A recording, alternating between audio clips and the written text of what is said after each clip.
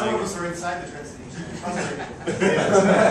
I agree that in principle, whenever you've got a band of services that are all together and you can put a stop there that experience really frequent service, that is better. It's especially better, as you mentioned, Sundays, evenings, things like that. And I am pretty adamant that, whatever day, I ask people, are you an 18-hour city? Are you a 20-hour city? Are you a 24-hour city? Well, that's how long your transit needs to work. And your infrastructure needs to be designed to work at 11 p.m. On a Tuesday or whatever. If you expect your city to be alive, then that's why I'm such a booster of the Vancouver SkyTrain technology, which which really breaks that connection and makes that possible.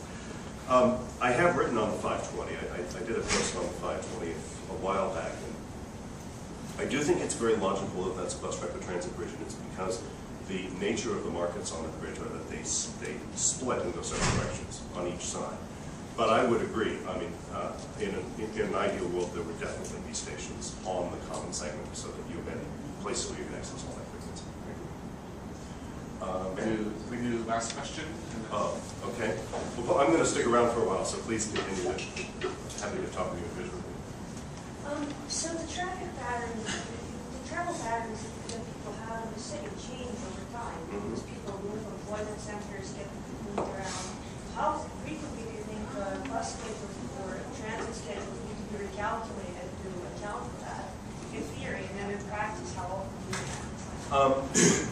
You probably find that what's happening in practice may be better than anyone's theory. I think that bus operation, a classical bus operations dominated transit agency is looking at its ridership usually and is noticing, one way you get a transit agency's attention is overcrowding. They will definitely remember if they had to leave people behind at a stop, and they will generally try to jump in and add service and respond to that. The larger question you raise about network structure, there are a couple of points. I generally recommend that the bus network be completely rethought at least every 20 years and probably every decade.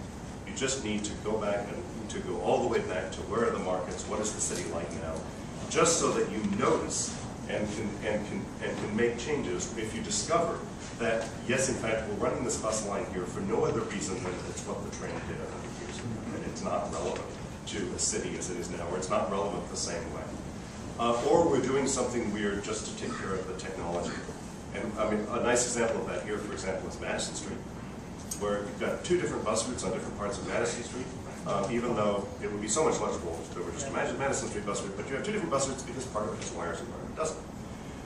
And the part that doesn't have wires, you don't want to try to give them wires. Add some more wires. And you could swing more wires, and you would have some obvious dubious conversations about that.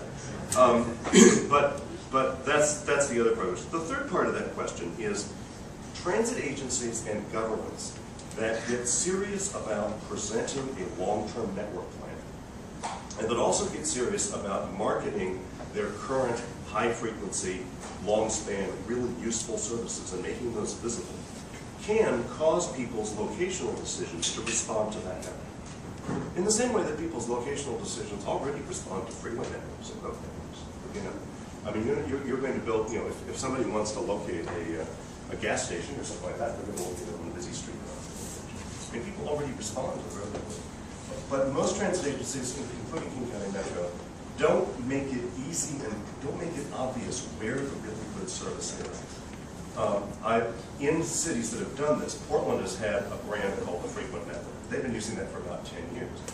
You know it's really working when you can see apartment ads saying on frequent bus route. In other words, helping steer people toward where's a good place to live if you really want transit. Where's a good place to locate your business? And above all, where is the good place to locate transit-dependent land uses like senior housing and things like that? That is, I think, one of the easiest things that every transit agency can do, making its structure visible so that people have an opportunity to respond to their own locational decisions. So that's, I guess we're out of time here. Yeah, we should probably try. Okay. On behalf of Great City, thank you very much, Jarrett, for a wonderful.